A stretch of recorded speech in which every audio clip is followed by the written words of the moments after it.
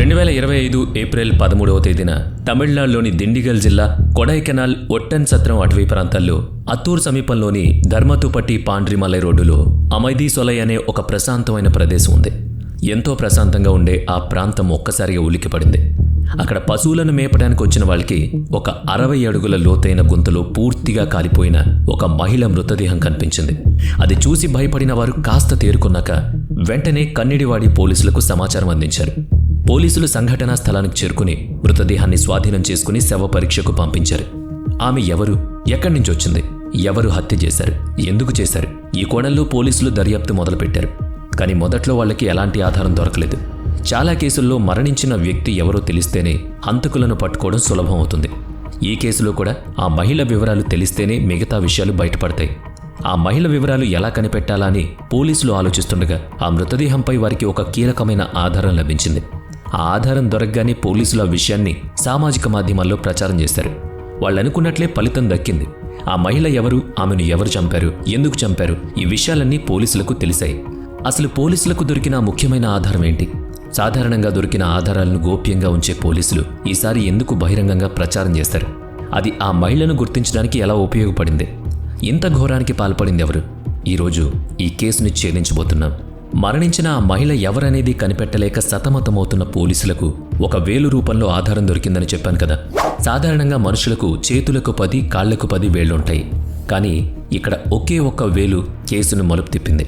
ఆ మహిళ శరీరం మొత్తం కాలిపోయినా అదృష్టవశాత్తు ఎడమ చేతి వేలు మాత్రం పూర్తిగా కాలేదు. ఆమెను గుర్తించడానికి ఉపయోగపడే ఆ వేలు అక్కడే ఉంది. అది మామూలు 5 వేళ్లలో ఒకటి కాదు, 6వ వేలు.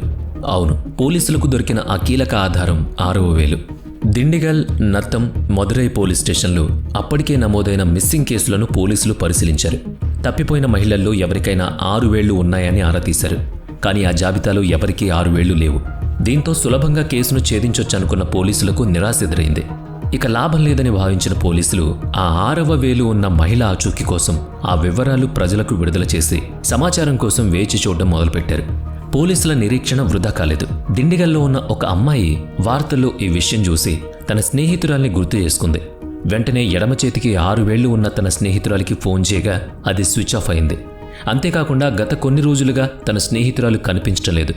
సరిగ్గా అదే సమయంలో 6 వేళ్లు ఉన్న మహిళ మృతదేహం దొరికిందన్న వార్త చూసేసరికి చనిపోయింది తన స్నేహితురాలేమో అని ఆమెకు భయం వేసింది. ఏం చేయాలో తెలియక అయోమయంలో ఉన్నప్పుడు ఆమెకు ప్రవీణ్ గుర్తుకొచ్చాడు. వెంటనే ప్రవీణ్కు ఫోన్ చేసి విషయం చెప్పి పోలీసులకు తెలియజేయమని చెప్పింది. ప్రవీణ్ వెంటనే కన్నవాడి పోలీస్ స్టేషన్కు వెళ్లి వివరాలు చెప్పి ఫిర్యాదు చేశాడు. కానీ తప్పిపోయిన మనిషి గురించి ఫిర్యాదు ఇవ్వడానికి వెళ్లిన ప్రవీణ్ను హంతకుడి కింద పోలీసులు అరెస్ట్ చేశారు. అసలేం జరిగింది? ఫిర్యాదు ఇవ్వడానికి వెళ్లిన వ్యక్తిని పోలీసులు ఎందుకు అరెస్ట్ చేశారు? ఇది తెలియాలంటే పోలీసుల విచారణలో ఏం జరిగిందో చూడాలి. తల్లిదండ్రులు ఎవరో తెలియకుండా మదురై అనాథాశ్రమంలో పెరిగిన 22 ఏళ్ల మరియమ్మాళ్ చదువు పూర్తయ్యాక పని కోసం వెళ్ళింది. అక్కడే ఆమెకు దిండిగల్, సానార్పట్టి, ఏమగలపురంకి చెందిన వ్యక్తితో పరిచయం ఏర్పడి ప్రేమగా మారింది. ఇద్దరూ కలిసి ఒక బట్టల దుకాణంలో పనిచేసేవారు. మరియమ్మాళ్ను ఒక లేడీస్ హాస్టల్లో చేర్పించి అక్కడ గార్డియన్గా ఆ వ్యక్తి సంతకం చేశాడు. చిన్నప్పటి నుంచి కుటుంబం లేక ఒంటరిగా పెరిగిన మరియమ్మాళ్ ఈ బంధం దొరికేసరికి ఆ వ్యక్తిని తన సర్వస్వంగా భావించింది. అతడు కూడా ప్రాణానికి ప్రాణంగా చూసుకున్నాడు కూడా. ఇలాంటి సమయంలోనే మరియమ్మాళ్ మృతదేహం దొరకడం, 6వ వేలు ఆధారం బయటకు రావడం, ప్రవీణ్ ఫిర్యాదు చేయడానికి రావడం జరిగాయి. పోలీసులకు ప్రవీణ్ ఆమె ప్రియుడు అని తెలిసింది. కేవలం ప్రియుడు అయినంత మాత్రాన అరెస్ట్ చేస్తారా?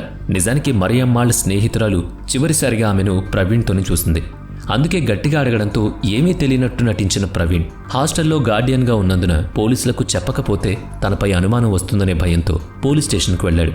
అంతేకాదు, అక్కడ చనిపోయిన అమ్మాయికి తన ప్రియురాలికి పోలికలున్నాయని, తన లవర్కి కూడా ఎడమ చేతికి 6 వేళ్లుంటాయని నిజాయితీగా చెప్పాడు.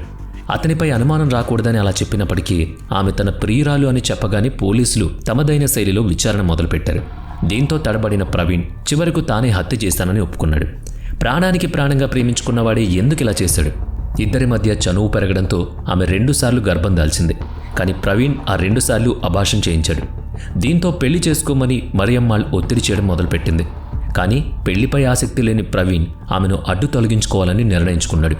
2025 ఏప్రిల్ 12వ తేదీన మాట్లాడుకుందాం రమ్మని మరియమ్మాళ్ను అమైదీ సొలైకి తీసుకువెళ్లాడు.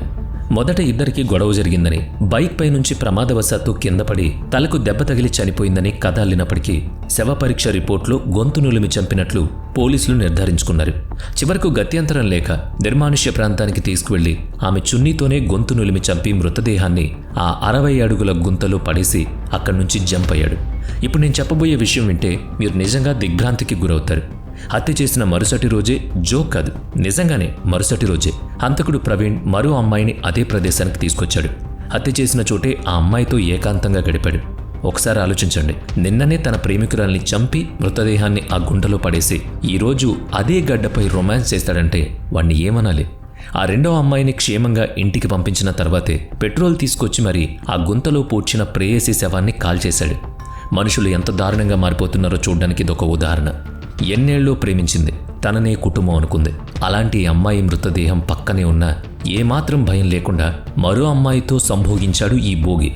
ఈ కేసు విచారణ ఇంకా ప్రాథమిక దశలోనే ఉంది. పూర్తి విచారణ జరిగితే ఇతను ఇంకెంతమంది అమ్మాయిలు బలి తీసుకున్నాడో తెలియచ్చేమో.